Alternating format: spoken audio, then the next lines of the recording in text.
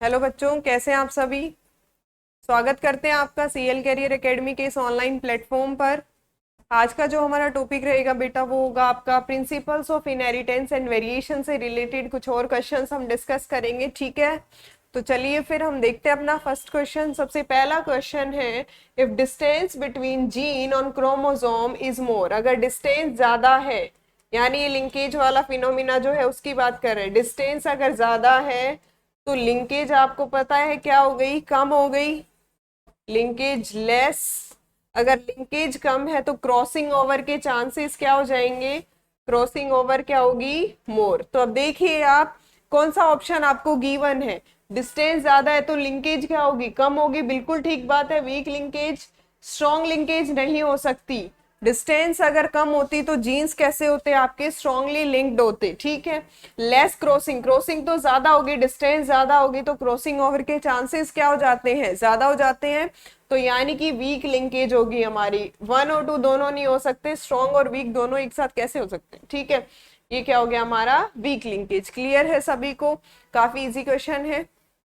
लेकिन इसके लिए आपको लिंकेज और क्रॉसिंग ओवर का जो फिनोमिना है वो पता होना चाहिए ना। डिस्टेंस ज्यादा तो लिंकेज क्या हो गई बेटा, कम लिंकेज लेस। कम लिंकेज होने का मतलब ही क्या है, डिस्टेंस ज्यादा है, ठीक है। अगर डिस्टेंस ज्यादा है तो क्रॉसिंग ओवर के चांसेस क्या हो जाएंगे, ज्यादा हो जाएंगे। क्लियर है बेटा। तो चलो फिर नेक्स्ट क्वेश्चन देखते हैं। नेक्स्ट क्वेश्चन है आपका, a phenomena which works opposite to the linkage।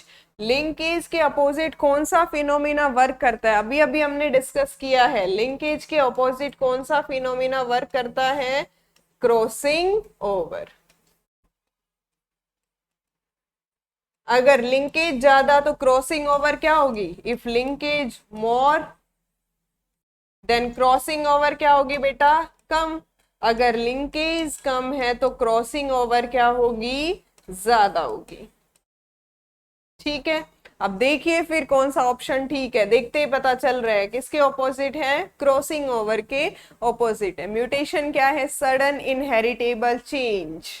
Clear है। इंडिपेंडेंट अशॉर्टमेंट क्या है, सेपरेशन के बाद एलील्स वापस से क्या कर जाएंगी, इंडिपेंडेंटली अशोर्ट कर जाएंगी। कब करेंगी, जब उनके बीच के अंदर क्या है, डिस्टेंस ज्यादा होगी, क्रॉसिंग ओवर हो जाएगी। और पहले जैसे कॉम्बिनेशन में थी, जरूरी नहीं है वो आगे आने वाली जनरेशन में भी वैसे ही कॉम्बिनेशन में आपको देखने को मिले। क्लियर है सभी को। तो चलो फिर नेक्स्ट क्वेश्चन देखते हैं। आंसर हमारा हो गया बी। नेक्स्ट क्वेश्चन है बेटा आपका, टीडीएफ जीन इज ए, काफी अच्छा क्वेश्चन है। TDF gene, testis determining factor.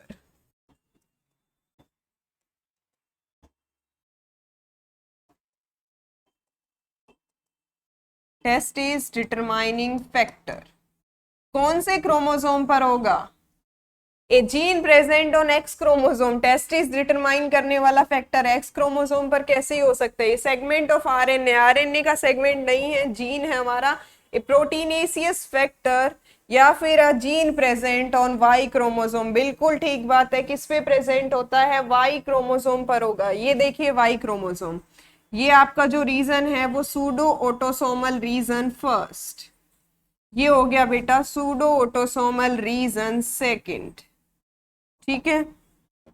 ये हो गया आपका SRY, ठीक है।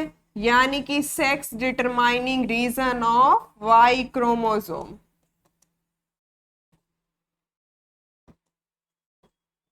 Sex determining region of Y chromosome, it leads to the development of या फिर production of testis determining factor. Testis determining factor leads the development of gonads into testis. इसकी वजह से गोनेड्स किस में डेवलप हो जाएंगे बेटा, टेस्टिस के अंदर। यहाँ पर जो आपका रीजन होगा वो यू क्रोमेटिन, पता है सभी को। और ये वाला रीजन क्या हो जाएगा आपका, हेट्रोक्रोमेटिन।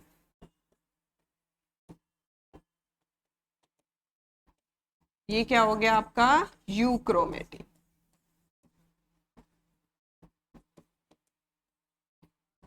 क्लियर है सभी को? तो आंसर क्या हो गया हमारा, a gene present on Y chromosome. कौन से क्रोमोसोम पर प्रेजेंट है, वाई क्रोमोसोम पर। आंसर हो गया हमारा डी। ठीक है बेटा, तो चलो फिर नेक्स्ट क्वेश्चन देखते हैं। नेक्स्ट क्वेश्चन है आपका, which of the following symbols are use for representing sex chromosome of birds. Birds का सेक्स क्रोमोसोम कैसे रिप्रेजेंट किया जाता है ये देखना है हमें। जेड जेड जेड डब्ल्यू, बिल्कुल ठीक बात है। ऐसे किसका कॉम्बिनेशन रिप्रेजेंट किया जाता है, बर्ड्स का। ठीक है, बर्ड्स के अंदर जो आपकी फीमेल है वो कैसी होती है, हेट्रोगैमेटिक। फीमेल कैसी होगी बेटा, हेट्रोगैमेटिक, डिफरेंट टाइप्स के गैमेट बनाएगी। क्यों, क्योंकि एक कैसा बनेगा जेड और एक कैसा बनेगा आपका डब्ल्यू। ठीक है, यहां तक समझ आया। नेक्स्ट है आपका जेड जेड, यानी कि ये क्या है आपके मेल्स। मेल बर्ड जो है वो कैसी होती है, कैसा होगा, होमोगैमेटिक। आंसर क्या हो गया हमारा, ए जेड जेड जेड डब्ल्यू आपका क्या होगा बेटा, आंसर होगा। क्लियर है सभी को? X x x why human being के अंदर है, बिल्कुल है। एक्स एक्स एक्स नोट जो है, एक्स ओ, ये सिस्टम आपका किस में मिलेगा, ग्रास ओपर के अंदर मिलेगा। ठीक है,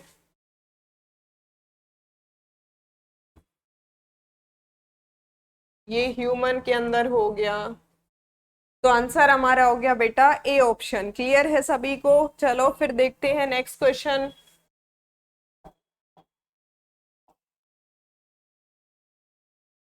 ये भी अच्छा क्वेश्चन है। Polydactyly in man is due to, polydactyly सभी ने सुना होगा ना, एक्स्ट्रा थंब और एक्स्ट्रा फिंगर। सभी ऋतिक रोशन वाला जो एग्जाम्पल तुम जनरली देखते हो ना, क्या हो गया, पॉलीडेक्टाइली किसके अंदर क्या है, एक्स्ट्रा फिंगर हो, एक्स्ट्रा डिजिट जिसमें आप बोल सकते हो। पोस्ट एक्सियल, ये वाली जो फिंगर है ये भी हो सकती है एक्स्ट्रा, यानी कि प्री एक्सियल भी हो सकती है, हम भी एक्स्ट्रा हो सकता है, और पोस्ट एक्सियल लास्ट फिंगर भी क्या हो सकती है आपकी, एक्स्ट्रा हो सकती है। लास्ट जो डिजिट है वो क्या होगी, एक्स्ट्रा होगी।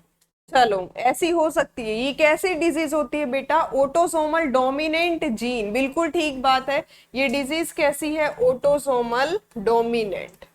ऑटोसोमल डोमिनेंट का मतलब है अगर एक भी डिफेक्टिव कॉपी होगी, वन डिफेक्टिव एलील, एक सिंगल डिफेक्टिव एलील भी अपना फिनोटाइप एक्सप्रेस करेगा। One defective allele is able to express its phenotype,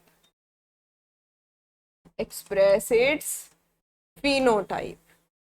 एक सिंगल डिफेक्टिव एलील भी अपना फिनोटाइप क्या करेगा, एक्सप्रेस करेगा। समझ आ गया सभी को?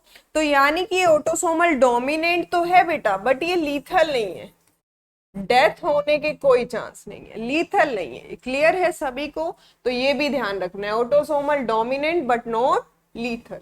ठीक है, ऑटोसोम्स पे। क्लियर है सभी को? चले फिर आगे। तो ये ऑप्शन हमारा क्या हो गया, करेक्ट हो गया। Next, a man with blood group B marries a female with blood group A. अच्छा, फीमेल का जो ब्लड ग्रुप है वो कैसा है बेटा, ए दे रखा है। ठीक है, और जो मैन का ब्लड ग्रुप है वो कैसा है आपका, B. And their first child is having blood group B, और उनका जो पहला चाइल्ड है उसका ब्लड ग्रुप क्या है, बी। तो चाइल्ड का जीनोटाइप बताना है आपको, what is the genotype of the child. अभी जीनोटाइप तो हम तभी पता कर सकते हैं जब हमें पेरेंट्स का पता हो ना। पेरेंट्स का चलो देखते हैं, अगर ब्लड ग्रुप ए है फीमेल का, तो क्या आप ये बोल सकते हो कि मैम ऐसा होगा। अगर ब्लड ग्रुप ए है तो यही जीनोटाइप हो सकते हैं, क्योंकि बी तो हो ही नहीं सकता, अदरवाइज ब्लड ग्रुप क्या हो जाएगा, ए बी हो जाएगा। ये 100% हम श्योर है। ठीक है, जो मैन है उसका ब्लड ग्रुप कैसा हो सकता है, ऐसा भी हो सकता है और ऐसा भी हो सकता है। क्रॉस करवा के देखो एक बार, आई ए ये वाला लो, और उधर मेल का लो आई बी, और आई क्रॉस करो, ए बी डायरेक्ट लिख रही हूं मैं, ए, ये क्या बनेगा, ए बी, और ये क्या बनेगा ए, यानी कि ये वाली पॉसिबिलिटी तो हो ही नहीं सकती, बिल्कुल भी चांस नहीं है ना। यानी कि फीमेल होमोजाइगस ए तो नहीं है, हेट्रो है, ठीक है। एक रिसेसिव एलील जरूर प्रेजेंट है, तो देखो ये वाली पॉसिबिलिटी होगी। और जो हमारा मेल है उसका क्या हो सकता है, ये वाला देखते हैं करके। ए बी हो गया, ए बी हो गया, वेरी गुड। अब की बार आया है जीनोटाइप, ये वाला मैंने जीनोटाइप इसका लिखा है बेटा, ठीक है। सॉरी, इसका जीनोटाइप लिखा है, उसका नहीं लिखा है। ये क्या हो गया आपका बी, ठीक है। इसके बाद लास्ट बचता है हमारा, लास्ट भी आएगा आई बी और आई, यानी ये दो जीनोटाइप ध्यान से देखेंगे, ये दो जीनोटाइप ही है किसके, चाइल्ड के, ठीक है। यानी कि फीमेल होमो तो नहीं है, ये तो हमें पता चल गया। अगर फीमेल होमो होगी तो ब्लड ग्रुप कभी भी आपका बी बनने के चांसेस है ही नहीं। फीमेल होमो है नहीं, ये कैंसिल हो गया। मेल, इन दोनों में से हमने एक बार ये लेके देख लिया, कौन सा, आई बी, आई बी, ये वाला लेकर देख लिया। ब्लड ग्रुप आपका बी आ गया, लेकिन जीनोटाइप क्या है ये ध्यान से देखना, अभी वापस लिखेंगे, ठीक है। यानी कि एक बार क्लियर हो गया कि ब्लड ग्रुप हमारे बच्चे का क्या है, ये वाला आया है। क्लियर है सभी को, फीमेल हमारी 100% ऐसी है, क्लियर है। अब ये मेल का हमने एक बार क्या देख लिया था आपका, होमोजाइगस। अब हेट्रोजाइगस और देख लो, अगर मेल का हेट्रोजाइगस बी ब्लड ग्रुप है तो क्या होगा, आई ए, आई बी, ए बी, ए आई, ठीक है, आई बी और आई हो गया, आई ओ ब्लड ग्रुप हो गया, ठीक है। यानी कि बच्चे का तो जीनोटाइप यही आ रहा है, 100% हम दोनों केसेस में श्योर हो चुके हैं कि फादर का होमोजाइगस बी हो चाहे हेट्रोजाइगस बी हो। मदर का तो होमोजाइगस हो ही नहीं सकता, मदर का तो क्या है, हेट्रोजाइगस है ना, ठीक है। तो फादर का ये भी लो चाहे वो लो, आएगा क्या बेटा, आई बी आई। तो कंफ्यूज मत होना, ये दोनों नहीं आ सकती, ये वाला ऑप्शन ठीक है। ये वाला क्यों ठीक नहीं है, क्योंकि मान लो ठीक है आपने फादर से बी एलील आ गई, बट मदर से बी नहीं आ सकती, क्योंकि मदर का ब्लड ग्रुप ए है। अब ए के साथ बी होगा तो ए बी ब्लड ग्रुप हो जाएगा ना बेटा, कोडोमिनेंस ए बी हो जाएगा अगर मदर की जीनोटाइप ऐसा होगा तो। एक एलील फादर से आई है, एक मदर से। अब मदर से भी बी कैसे आ सकती है जब मदर का ब्लड ग्रुप क्या है, ए। तो इसमें बच्चे बहुत बार कंफ्यूज हो जाएंगे कि अच्छा ये हो सकता है और ये भी हो सकता है। अब क्लियर है सभी को कि ये वाला ही होगा, 100% श्योर है हम, क्लियर है। तो चलो फिर, काफी अच्छा क्वेश्चन था ये हमारा। सी ऑप्शन हमारा क्या हो गया बेटा, करेक्ट हो गया। नेक्स्ट देखते हैं, नेक्स्ट क्वेश्चन है आपका, देखिए आप ध्यान से, नेक्स्ट क्वेश्चन क्या है, blood group in human is controlled by. Blood group कैसे कंट्रोल होता है ह्यूमन के अंदर, देखिए 4 alleles in which A is dominant. Blood group I gene, A allele, B allele और एक ये आई, ठीक है। ये 3 एलील्स है हमारी। तो आप मुझे बताइए 3 alleles in which A B are dominant, बिल्कुल ठीक है। A is dominant over I, B is dominant over I, A B both are codominant. दोनों क्या है आपस में, कोडोमिनेंट। तो अब देखिए ध्यान से, ये बिल्कुल ठीक है। 2 एलील्स, 2 एलील है ही नहीं, इन विच नन इज डोमिनेंट, ऐसा नहीं है। ए और बी क्या है आपके, डोमिनेंट है। 3 alleles in which A is recessive, A recessive नहीं है। तो ये जब आपको पता है तो ऑप्शन आपका आराम से ठीक हो गया। 3 alleles in which A B are dominant, A B क्या है बेटा, डोमिनेंट। क्लियर है सभी को।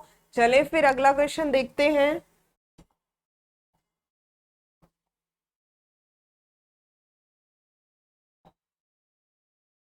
नेक्स्ट देखते हैं, if woman has an X-linked condition on one of her X chromosome, कोई भी वुमेन है उसके X लिंक्ड कंडीशन है सिर्फ एक क्रोमोसोम पर, मान लो हम हीमोफीलिया ही ले लेते हैं, कोई भी कंडीशन आप ले सकते हो X लिंक्ड, हम डेफिनेट ले सकते हैं कि हीमोफीलिया, ठीक है, हमने ये ले ली।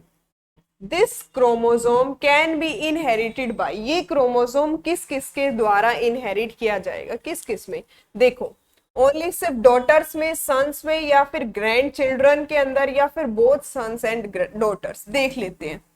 ठीक है, एक्स वाई वाला केस हम ले लेते हैं, ये हमारा नॉर्मल मैन है। देखिए ध्यान से। अच्छा, जो फीमेल है उसके अंदर इनहेरिट हुआ, फीमेल चिल्ड्रन जो है। नेक्स्ट देखते हैं, मेल चाइल्ड के अंदर हुआ, अगर ये इनहेरिट मतलब इसका कॉम्बिनेशन हुआ तो ये फीमेल नॉर्मल हो गई, और ये वाला जो मेल होगा ये भी क्या होगा, नॉर्मल। यानी मेल चाइल्ड के अंदर भी इनहेरिट हुआ है और बेटा फीमेल के अंदर भी, क्योंकि आपको पता है एक्स क्रोमोसोम मदर हमेशा ट्रांसफर करेगी किसके अंदर, चाहे वो सन हो चाहे आपकी डॉटर हो, मदर से तो क्या इनहेरिट होगा, एक्स। हाँ, पॉसिबिलिटी है कि एक बार ये वाला हो जाए और एक बार ये हो जाए, ये पॉसिबिलिटी है, ठीक है, लेकिन जाएगा दोनों में। तो हम क्या बोलेंगे, बोथ सन्स एंड डॉटर्स, दोनों के अंदर जाएगा, ओनली डॉटर और ओनली सन का कोई केस नहीं। क्लियर है बेटा? चलें फिर आगे। क्लियर मत करो मैम, समझा के फिर क्लियर करने से फायदा क्या है ना, क्लियर का मतलब तो साफ ही हो जाना है फिर। चलो तो देखते हैं फिर अगला question. In a cross between a male and female both heterozygous for sickle cell anaemia gene, एक क्रॉस किया जिसके अंदर दोनों क्या है बेटा, हेट्रोजाइगस है। ठीक है, कौन, मेल और फीमेल, हेट्रोजाइगस है किसके लिए, सिकल सेल एनीमिया जीन के लिए। What percentage of the progeny will be diseased? Percentage निकाल कर बतानी है कि प्रोजेनी की कितनी परसेंट है वो डिजीज्ड होगी। ठीक है, डिजीज्ड प्रोजेनी की, सिर्फ और सिर्फ डिजीज्ड प्रोजेनी की परसेंटेज हमें बतानी है। तो देखिए फिर, मेल और फीमेल बोथ हेट्रोजाइगस है, अब हेट्रोजाइगस है ऑटोसोम्स पर ही ले लेते हैं। ठीक है,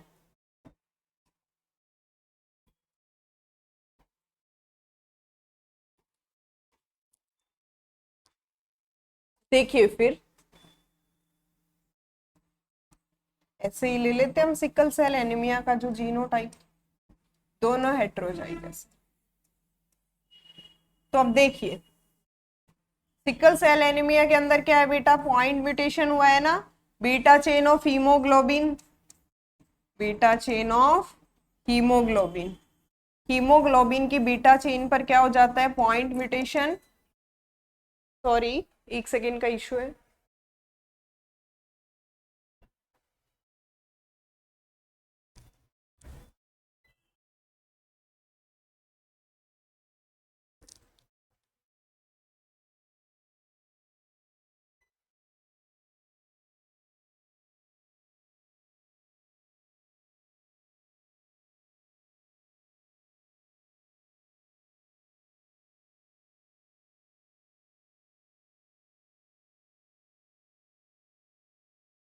अभी करेंगे बेटा इसको सोल्व, लाइट ऑन हो जाती है उसके बाद करते हैं। ठीक है, डिस्कस।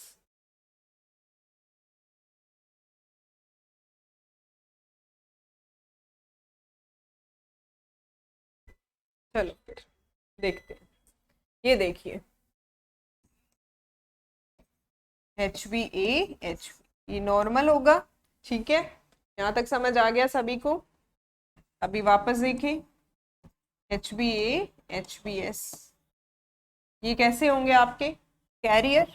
ठीक है, नेक्स्ट देखते हैं HbA HbS ये भी कैरियर हो गया, प्रोजेनी HbS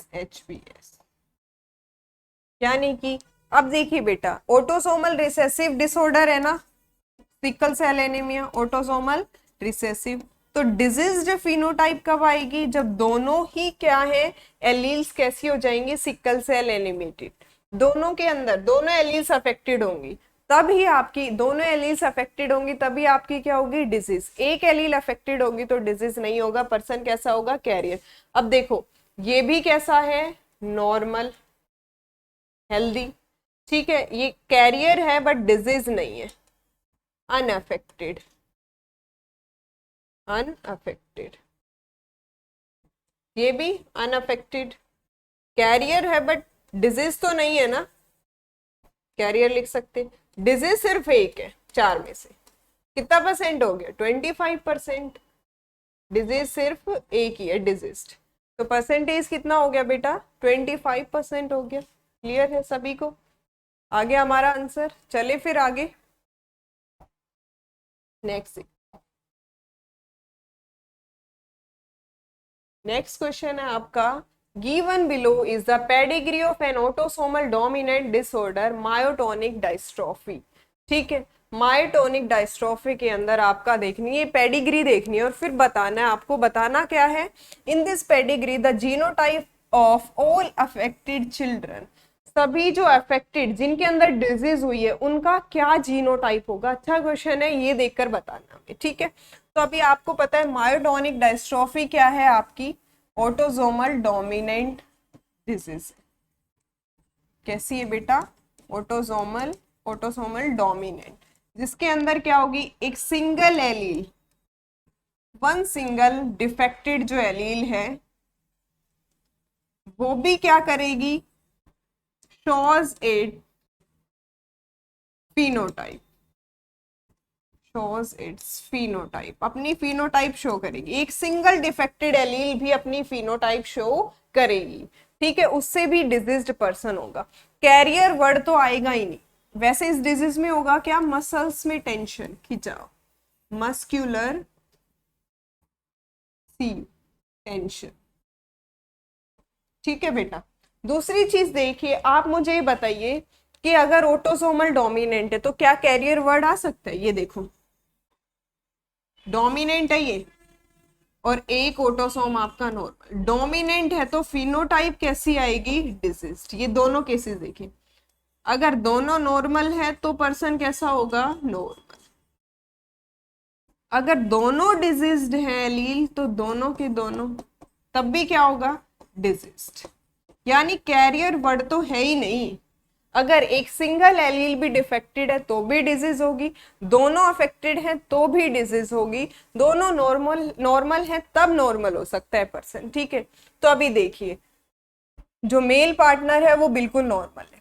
ठीक है, फीमेल के अंदर डिजीज है, फीमेल में डिजीज है, तो आप मुझे बताइए ऐसा कुछ केस होगा? या फिर अगर आपको ऐसे लिखना है तो ऐसे आप अच्छे से लिख सकते हैं। ठीक है, ऐसे लिख लीजिए, ऐसे ध्यान रहता है अच्छे से। देखिए, एक नॉर्मल एलील है और एक कैसी है? Diseased allele. अब एक डिजीज से भी कैसी फिनोटाइप आ रही है? फीमेल में डिजीज्ड, और ये नॉर्मल है।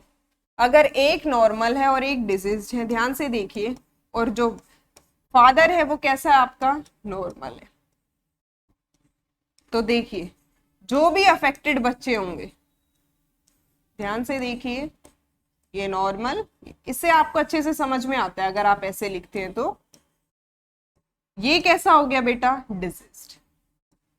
एक नॉर्मल और एक डिजीज्ड। हाँ या ना? हेट्रोजाइगस फिनोटाइप है, जीनोटाइप है सॉरी, हेट्रोजाइगस है बट फिर भी डिजीज्ड है। यानी कि एक ही एलील अफेक्टेड, अगर दोनों एलील अफेक्टेड होती ना मदर की, तो सभी की सभी प्रोजेनी डिजीज्ड होती, सभी की सभी कैसी होती? डिजीज्ड। आप करके देख सकते हो, अगर मदर के आपने दोनों एलील्स को अफेक्ट कर लिया ना तो हर बच्चे में जाएगी और लगभग सभी प्रोजेनी कैसी होंगी? आपकी अफेक्टेड होंगी, क्योंकि ये आपके डोमिनेंट वाला केस। अगर सिंगल एलील भी डिफेक्टेड है तो उससे फिनोटाइप शो होगा। यानी कि अब ये देखो, ये जो आपका सन है, नेक्स्ट जनरेशन में जो सन इनसे आपका ऑफस्प्रिंग प्रोड्यूस हुआ है, ये एक फीमेल है, ये भी डिजीज्ड है। तो इसके अंदर जो आपकी जीनोटाइप होगा वो ऐसा ही होगा, एक नॉर्मल और एक डिजीज्ड। एक डिजीज्ड है तब भी क्या होगा? डिजीज आएगी। क्लियर है सभी को? दोनों तो तब आती जब दोनों क्या है? मदर से भी और फादर से भी इनहेरिट होता है ना, तब दोनों क्या होती? ये वाला केस होता है। ये हो नहीं सकता, ये वाला हो सकता है बिल्कुल। ठीक है, ये वाला होगा ही नहीं, फिर तो नॉर्मल वाला केस हो जाए। क्लियर है आपका? आप मान सकते हैं, ऐसा भी लिख सकते हैं, ऐसा भी, इसको नॉर्मल मान लो और इसको डिजीज्ड मान लो। ठीक है, वो आप पे डिपेंड करता है। क्लियर है? चले फिर आगे। तो बी ऑप्शन हमारा क्या हो गया बेटा? करेक्ट हो गया। नेक्स्ट क्वेश्चन देखो, given pedigree chart shows inheritance of autosomal recessive trait, sickle cell anemia autosomal recessive trait है, then what will be the genotype of parent? अब आपका autosomal recessive है आप देखिए दोनों पेरेंट्स कैरियर होंगे तभी तो क्या होगी, डिजीज होगी, क्योंकि वो क्या है, अनअफेक्टेड है। ये जो सिकल सेल एनीमिया है, ऑटोसोमल रिसेसिव का केस है, जनरेशन स्किप हो रही है, बिल्कुल हो रही है मैम जनरेशन स्किप, क्योंकि दोनों पेरेंट्स कैरियर है तभी क्या हो रही है, नेक्स्ट प्रोजेनी में डिजीज हो रही है, अदरवाइज डिजीज के चांस नहीं है, कैरियर ही बन सकते हैं। ये देखो HBS, उसका करके देख लेते हैं एक बार। ये हो गया HBA HBS। अब इसका नेक्स्ट एक बार फिर करके देख सकते हैं, HBS और HBS। ये कैसा होगा, सिकल सेल एनीमिया, ठीक है, इस पर्सन के अंदर। अब देखिए जब मदर और फादर दोनों का ऐसा क्या हो, नहीं बिल्कुल नहीं, फिर कैरियर ही बनेगा। अगर एक किसी भी एक पर है तो क्या बनेगा, कैरियर। ये तो नॉर्मल वाला केस हो गया। दोनों पे है ऐसा जीनोटाइप, तो दोनों से एक एक आपकी एलील इनहेरिटेड जो ऑटोसोम्स है इनहेरिट हो जाएंगे और पर्सन क्या हो जाएगा, डिजीज, ठीक है। तो सी ऑप्शन करेक्ट है। क्लियर है बेटा। ऐसा होता तो क्या हो गया आपका, ऑटोसोमल रिसेसिव है ना, ये हो गया आपका, फादर भी आपका कैरियर है और मदर भी कैरियर है, तो जो ऑफस्प्रिंग है वो क्या हो जाएंगे, डिजीज्ड हो जाएंगे। चले फिर, सी ऑप्शन इसका ठीक है बिल्कुल। नेक्स्ट देखिए बेटा, in mirabilis red and white flowered plant produces pink flower, यानी कि कोडोमिनेंस वाला केस, इनकम्प्लीट डोमिनेंस, सॉरी कैसा केस है, इनकम्प्लीट डोमिनेंस। इनकम्प्लीट डोमिनेंस के अंदर क्या हुआ था, रेड और व्हाइट फ्लावर को जब क्रॉस किया तो कैसे फ्लावर आए थे बेटा, pink. Neither of the two alleles are dominant, कोई भी एक दूसरे पर प्रॉपरली डोमिनेंट नहीं है, पिंक कलर्ड फ्लावर आए थे।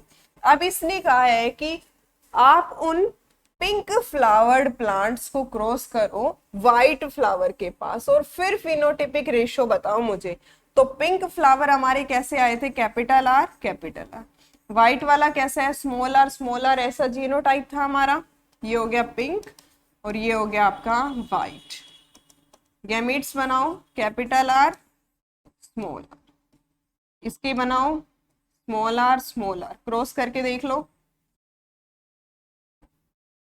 चेकर बोर्ड में करना चाहो तो इसमें करके देख लो, इधर मेल इधर female, capital R small R small R small R, करके देखो बेटा। दो कैसे बने आपके, पिंक, और दो कैसे बने हैं, व्हाइट। 50-50% रेशो हो गया, 1:1 आ गया, क्या आ गया आपका, 1:1। दो कैसे हैं, 50% आपके पिंक और 50 कैसे हैं व्हाइट, 1:1 आ गया ना आंसर। अब देख लीजिए आप रेशो, पिंक और व्हाइट का रेशो क्या है, 1:1। रेड और पिंक तो आए ही नहीं ना, रेड और व्हाइट भी नहीं है, रेड पिंक व्हाइट भी नहीं है, ये फिनोटिपिक। 50% पिंक हो गए और 50% आपके क्या हो गए बेटा, व्हाइट हो गए। क्लियर है सभी को।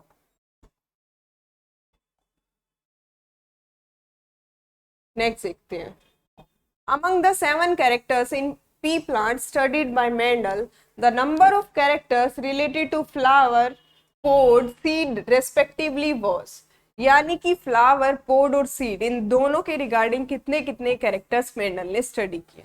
तो फ्लावर का क्या क्या देखा था बेटा, फ्लावर पोजीशन, जिसमें डोमिनेंट और रिसेसिव दोनों ट्रेट थे, डोमिनेंट ट्रेट भी था और रिसेसिव भी है। अब देखिए फ्लावर जो पोजीशन है वो axial dominant, terminal recessive. Next flower क्या देखा है, colour violet and white. Next pod shape, inflated और कॉन्स्ट्रिक्टेड, शॉर्ट में लिख रहे हैं। पोड कलर बेटा ग्रीन डोमिनेंट था और येलो कैसा है, रिसेसिव। इसी तरह हमने दो कैरेक्टर किसके देखे थे, सीड के, सीड शेप और सीड कलर। सीड कलर के भी कितने कैरेक्टर, सीड के भी कितने थे, दो थे बेटा। शेप क्या थी, राउंड और रिंकल्ड, है ना। सीड कलर येलो डोमिनेंट था और ग्रीन कैसा है, रिसेसिव ट्रेट। तो दो दो दो दो सभी के कैरेक्टर थे, तो आंसर क्या हो गया हमारा, ये ए ऑप्शन। दो दो देखे थे ना character, particular seed shape, flower, seed से रिलेटेड भी, फ्लावर से रिलेटेड भी और पोड से रिलेटेड भी। क्लियर है बेटा? चलो फिर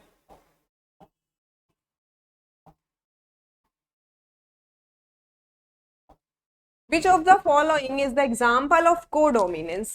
ये देखना है हमें, कोडोमिनेंस का एग्जाम्पल बताना है।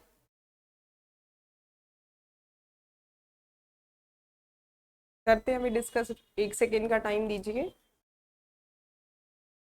चलिए फिर, विच of the following is the example of codominance. Codominance का एग्जाम्पल बताना है आपको, ठीक है? तो देखिए बेटा, एच बी ए कोडोमिनेंस का आई ए बी ब्लड ग्रुप दिया हुआ है, बिल्कुल ठीक बात है। ये दोनों आपस में क्या है, कोडोमिनेंट है। ब्लड ग्रुप क्या होगा आपका, ए बी होगा।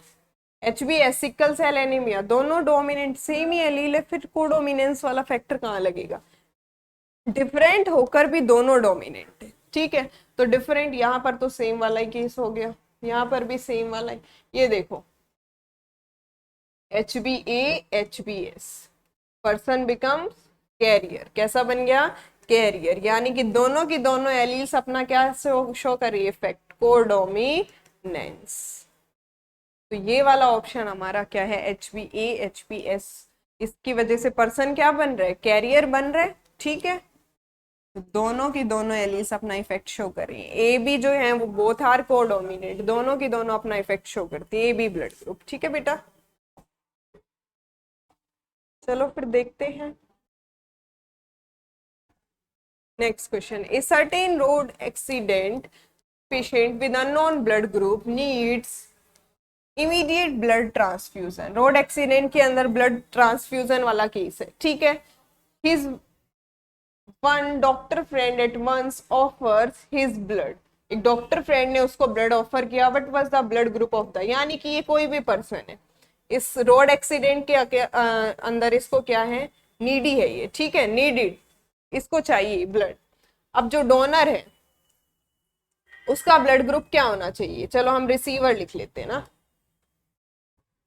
ये रिसीवर है हमारा, रिसीव करेगा, इसको चाहिए। अब देखिए आप बताइए, अगर ब्लड ग्रुप इसका ए हुआ, इफ मान के चलो, हमें नहीं पता इसका कौन सा ब्लड ग्रुप, अगर ए हुआ तो इसके पास एंटीबॉडी किसकी होंगी, बी। अगर आपने डोनेट करने वाले का ब्लड ग्रुप बी लिया तो ये कभी भी एक्सेप्ट नहीं करेगा, इसकी एंटीबॉडी, ये जानता ही नहीं है बी ब्लड ग्रुप को, इसके पास सिर्फ ए एंटीजन है, ठीक है? अब ये बी को क्या कर देगा, किल, इसकी एक्यूमुलेट हो जाएंगी। चलो फिर, अगर मान के चलो इसके पास है बी ब्लड ग्रुप और डोनर के पास हुआ ए, क्या होगा बेटा, बताओ? ब्लड ग्रुप ए हो गया, बी हो गया, ठीक है? अगर ब्लड ग्रुप ए हुआ तो बताओ, डोनर के पास क्या है, ए ब्लड ग्रुप है और रिसीवर का बी है, इसके पास कौन सी एंटीबॉडी होगी, B, A antibody. A type वाली को एक्सेप्ट ही नहीं करेगा, ए एंटीजन को क्या कर देगा, किल। ये ए एंटीजन लेके आ रहा है, इसके पास पहले से तैयार है एंटीबॉडी, वो भी कौन सी, ए, किल कर देगा आराम से, ठीक है? लास्ट बचता है A B blood group.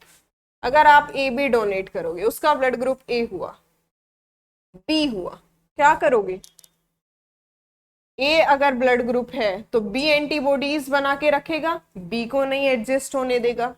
B blood group है तो कौन सी एंटीबॉडी बना के रखेगा, ए को नहीं एडजस्ट होने देगा, काम खराब। अगर ब्लड ग्रुप ए ओ है तो देख लेते हैं ओ वाला केस। अगर ब्लड ग्रुप ओ है, ओ ब्लड ग्रुप है तो कोई भी एंटीजन नहीं है, उसका कोई भी ब्लड ग्रुप हो, आराम से क्या कर लेगा, एक्सेप्ट। कोई एंटीजन ही नहीं लेके जा रहा है, एंटीबॉडी किसी के अगेंस्ट बनाकर रखो, चाहे वो ए के अगेंस्ट, बी के अगेंस्ट, क्या फर्क पड़ता है, इसके पास कोई एंटीजन नहीं है, तो आराम से रिसीवर है वो इसके ब्लड ग्रुप को क्या कर लेगा बेटा, रिसीव करेगा। तो ब्लड ग्रुप ओ क्या है, आराम से उसको डोनेट कर सकते हैं। क्लियर है सभी को? तो चलो फिर बेटा, ऐसे ही हम नेक्स्ट सेशन में भी क्वेश्चंस डिस्कस करते रहेंगे।